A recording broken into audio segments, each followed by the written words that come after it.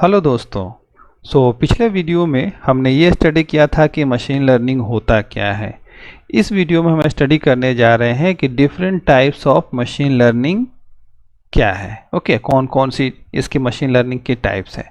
Okay, आगे बढ़ने से पहले दोस्तों रिक्वेस्ट है कि आपने चैनल को सब्सक्राइब नहीं किया तो प्लीज़ सब्सक्राइब कर लें और वीडियो को लाइक शेयर ज़रूर करें। तो चलिए स्टार्ट करते हैं टाइप्स ऑफ मशीन लर्निंग। दोस्तों ये एक पिक्चर आपको दिख रहा होगा जिसमें कि आपका कैटेगरीज दिया हुआ है कि मशीन लर्निंग कितने तरह का होता है। तो देख सकते हैं आप कि मशीन लर्निंग को पहले दो कैटेगरी में बांटा गया है, एक सुपरवाइज्ड मशीन लर्निंग और अनसुपरवाइज्ड मशीन लर्निंग। ये दो तरीके के हो गए।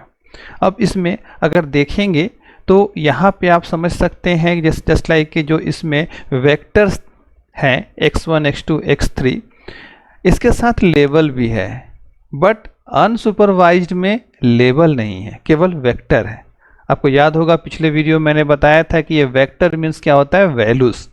ओके, कौन कौन सी वैल्यूज है, जस्ट लाइक कि मान लिया जाए अगर बॉडी का जो अगर मान लिया जाए कि मेजरमेंट कोई चीज़ का है, ठीक है, तो हाइट वेट ये सब सारी चीज़ें आपका वेक्टर्स होती हैं।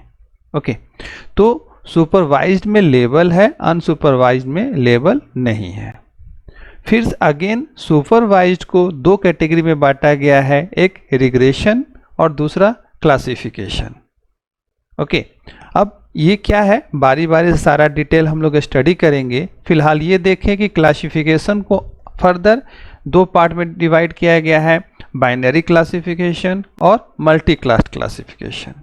और आपका जो अनसुपरवाइज्ड है इसमें केवल एक ही कैटेगरी है और वो कैटेगरी है क्लस्टरिंग। ओके, तो आइए अब देखते हैं बारी बारी से कि सुपरवाइज्ड का क्या है, रिग्रेशन क्या है, ये सारी चीज़ें देखते हैं। चलिए देखते हैं। तो सुपरवाइज्ड मशीन लर्निंग, तो जैसा कि मैंने अभी बताया आपको कि इसमें जो लर्निंग एल्गोरिदम है इसमें आपका बोथ जो फीचर वैल्यू और जो कहते हैं एंड नोन लेवल वैल्यू, जो वेक्टर या फीचर वैल्यू है वो भी रहता है, प्लस में लेवल भी रहता है।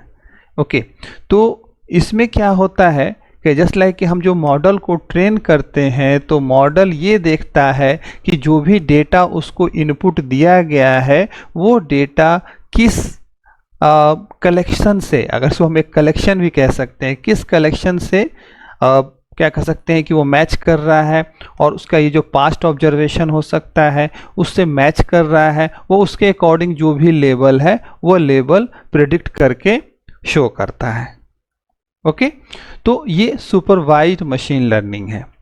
सुपरवाइज्ड मशीन लर्निंग की जो दो कैटेगरीज है, रिग्रेशन क्लासिफिकेशन, अब उसके बारे में स्टडी करते हैं। तो देखिए रिग्रेशन क्या है। तो रिग्रेशन सबसे पहले तो सुपरवाइज्ड मशीन लर्निंग का एक टाइप हो गया, और इसमें अब हम देखते हैं कि जो इसमें लेबल होता है, मेन डिफरेंस लेबल में है कि जो लेबल होता है वो न्यूमेरिक फॉर्म में होता है। Okay, predict by the model is a numeric value, numeric form में होगा। जस्ट लाइक कि यहाँ पे आप देख सकते हैं कि the number of ice cream sold, अगर मान लिया जाए एक्स में वैल्यू है कि ये डेट है, ये टेम्परेचर है, ये रेनफॉल है, ये विंड स्पीड है। ओके, तो इसमें आपका नंबर ऑफ आइसक्रीम कितना सेल हुआ, तो नंबर होगा 100, 1000, 2000, इस टाइप से होगा। तो ये जो है आपका ये हो गया आपका रिग्रेशन। इसी तरह से दूसरा जो हमारा है selling price of a property based on it's size in A square feet.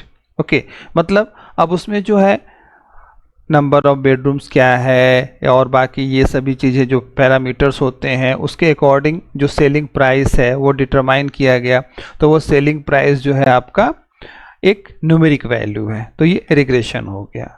उसी तरह से फ्यूल इफिशिएंसी, कार का इंजन साइज ये है, हाइट ये है, वेट ये है, लेंथ ये है, तो इसकी फ्यूल इफिशिएंसी ये होगी।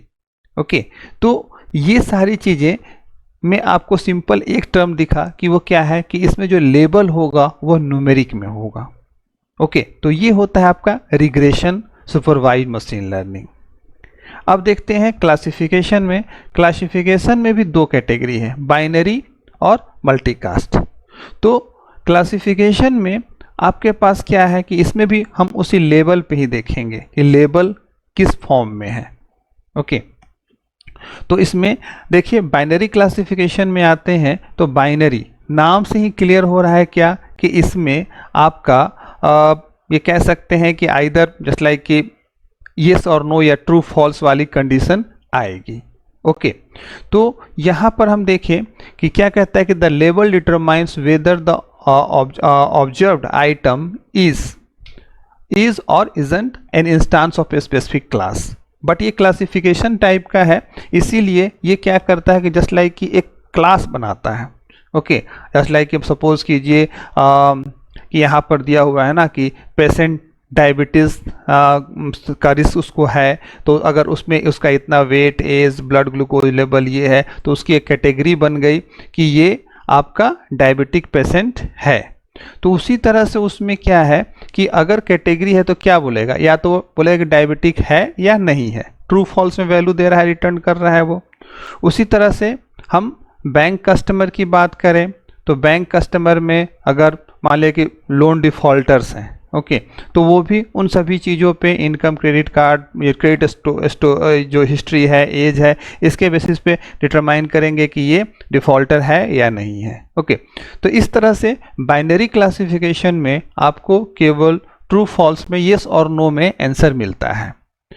और वही इसका जो दूसरा क्लासिफिकेशन है मल्टी क्लास क्लासिफिकेशन, तो ये इसका एक्सटेंडेड वर्जन है और ये जो है आपको मल्टीपल पॉसिबल वैल्यूज देता है।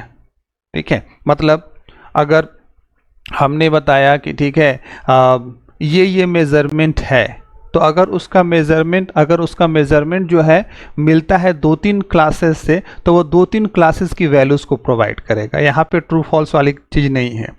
सपोज़ कीजिए कि मान लिया जाए हमने बोला कि उसका कलर ये है, तो कलर अगर मान लिया जाए कि जैसे कि पेंगुइन की बात करें, ओके, कलर ये है, तो अगर उस कलर 2-3 स्पेसीज में है तो वो 2-3 स्पेसीज का नाम आपको बताएगा। ओके, तो यहाँ पे मल्टीपल वैल्यूज आपको मिल रही हैं। अगर मल्टीपल क्लास से रिलेटेड है तो मल्टीपल वैल्यूज आपको दिखेगी, लेकिन बाइनरी में क्या था कि बस आपको है या नहीं है का आंसर मिल रहा होगा। ओके, तो ये हमने देखा क्लासिफिकेशन के अंदर बाइनरी और मल्टी क्लास। अब जो सेकेंड कैटेगरी है, जैसे कि अभी आपने इसमें देखा, अब जो सेकेंड कैटेगरी है अनसुपरवाइज्ड, हम उसके बारे में देखने जा रहे हैं। तो अनसुपरवाइज्ड मशीन लर्निंग में क्या है, जैसा कि इसमें बताया मैंने कि इसमें फीचर वैल्यूज तो हैं लेकिन लेवल नहीं है। ओके, आपके पास फीचर वैल्यू है बट लेवल अननोन है। तो ये क्या करता है, ये डिटरमाइन करता है कि जो आप वैल्यूज जो डिफरेंट दिए हैं उसकी वो ग्रुपिंग करता है, क्लस्टरिंग करता है। इसीलिए इसमें एक कैटेगरी ओनली है क्लस्टरिंग। जस्ट लाइक कि अगर हम बात करें कि एक जो कस्टमर है आपका, वो हमेशा आइटम परचेज कर रहा है, महीने में वो सपोज कीजिए कि 10 आइटम परचेज कर रहा है, तो फ्रीक्वेंट बायर हो गया। वही एक कस्टमर महीने में एक आध आइटम परचेज कर रहा है, कभी नहीं कर रहा है, तो वो मतलब फ्रीक्वेंट बायर नहीं हुआ। तो उस हिसाब से वो इसकी एक क्लस्टरिंग करता है, ग्रुपिंग करता है, और ग्रुपिंग करके वो फिर उसके अकॉर्डिंग डिसीजन लेता है। ओके, तो मेनली क्लस्टरिंग का मतलब ये हो गया कि हम इसको अलग अलग डिस्क्रीट ग्रुप में बांटें और उस डिस्क्रीट ग्रुप के अकॉर्डिंग हमें अगर कुछ सपोज कीजिए कि यहाँ पे हमने उसको डेटा दिया और डेटा से उसने डिस्क्रिप्ट ग्रुप बना लिया। अब कुछ नया वैल्यू आएगा तो उसको फिर नए तरीके से ट्रीट करेगा, और अगर कुछ ओल्ड वैल्यू आएगा तो ओल्ड वैल्यू के अकॉर्डिंग वो क्या करेगा, डिटरमाइन करेगा, डिटरमाइन करके आपको बताएगा कि ये फ्रीक्वेंट बायर है या ओकेजनल बायर है। ओके, तो ये हो गया। तो इस तरह से हमने देखा कि क्लस्टरिंग का मतलब क्या होता है।